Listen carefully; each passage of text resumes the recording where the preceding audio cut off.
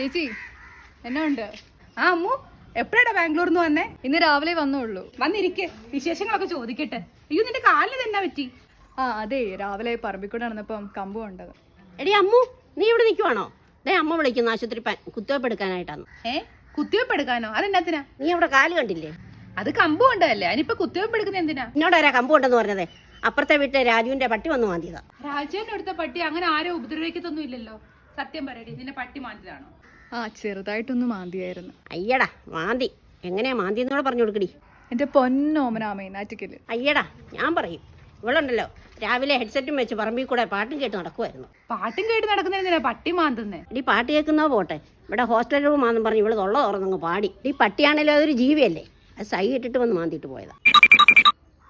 അല്ലേലും കലാകാരന്മാരെ ലോകം അംഗീകരിക്കില്ല. പിന്നെ പട്ടി പോലും അംഗീകരിക്കുന്നില്ല, പിന്നെ ആ ലോകം അംഗീകരിക്കുന്നത്.